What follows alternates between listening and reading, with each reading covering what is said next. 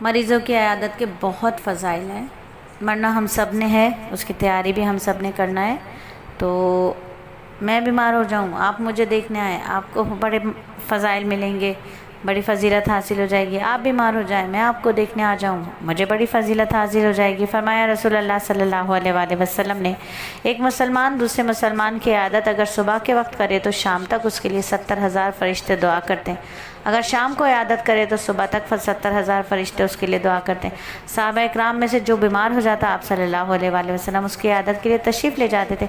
حضرت سبحان رضی اللہ تعالیٰ عنہ سے روایت ہے، رسول اللہ صلی اللہ علیہ وآلہ وسلم نے فرمایا، بندہ مومن جب اپنے صاحب ایمان بھائی کی عیادت کرتا ہے تو واپس آنے تک وہ گویا جنت کے باغ میں ہوتا ہے۔ ام سلمہ رضی اللہ تعالیٰ عنہ کہتی ہیں، جناب رسول صلی اللہ علیہ وآلہ وسلم نے فرمایا، جب تم کسی مریض کے پاس جاؤ یا کسی قریب المرگ شخص کے پاس جاؤ تو اس کے سامنے بھلائی کا کلمہ زبان سے نکالو، کیونکہ تم جو کچھ کہتے ہو فرشتے اس پر آمین کہتے ہیں۔ حضرت عمر رضی اللہ تعالیٰ عنہ فرماتے ہیں، رسول اللہ صلی اللہ علیہ وآلہ وسلم نے ارشاد فرمایا، تم کسی مریض کی عیادت کو جاؤ تو اس سے کہو تمہارے لیے دعا کرے، اس لیے کہ اس کی دعا فرشتوں کی دعا کے مانند ہوتی ہے۔ ابن ماجہ مشکاۃ شریف کی حدیث ہے۔ کتنی بڑی فضیلت ہے۔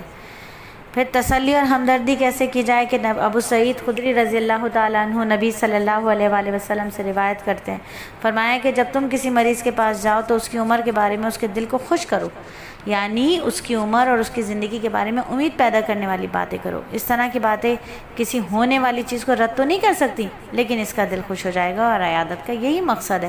ہونا ہے، اگر جانا ہے اسے دنیا سے تو ضروری تھوڑی اس کے آگے بولتے رہیں کہ بس اب تم تو مرنے والے ہو، ہائے تمہارے بعد تمہارے بچوں کا کیا ہوگا، ہائے تمہاری نمازیں، ہائے تمہارے روزے۔ بہت حکمت سے چلتا ہے مومن کی ہر بات حکمت پر مبنی ہوتی ہے۔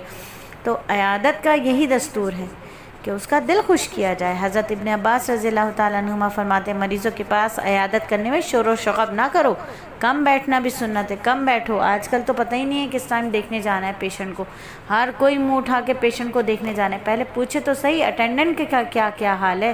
ایسی بچوں کو لے کے شور ہنگامہ، سگا رشتہ دار کوئی بیمار ہو جائے تو بچوں کو لے کے پکنک پوائنٹ بنا لیتے ہیں۔ پیشنٹ کو دیکھنے کا بھی ایک وقت ہوتا ہے، اس کی بھی آداب اور سنتیں سیکھنی چاہیے۔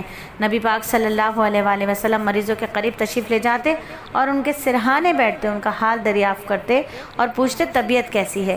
آپ صلی اللہ علیہ وآلہ وسلم عیادت کے لیے تشریف لے جاتے تو بیمار کی پیشانی اور نفس پر ہاتھ رکھتے، اگر کچھ مانگتا تو اس کے لیے وہ چیز منگواتے، مریض جو مانگے اس کو دو بشرطے کہ وہ مضر نہ ہو۔ تو یہ حال ہونا چاہیے، نبی صلی اللہ علیہ وسلم کی سنتوں کو سیکھنا چاہیے۔ پھر یہ 24 گھنٹے کی زندگی نبی صلی اللہ علیہ وآلہ وسلم کے طریقے پر ہے تو دنیا اور آخرت کی کامیابی ہے۔ اور کبھی آپ صلی اللہ علیہ وآلہ وسلم مریض کی پیشانی پر دست مبارک رکھتے، پھر اس کے سینے اور پیٹ پر ہاتھ پھیرتے، دعا کرتے اللہ اسے شفا دے۔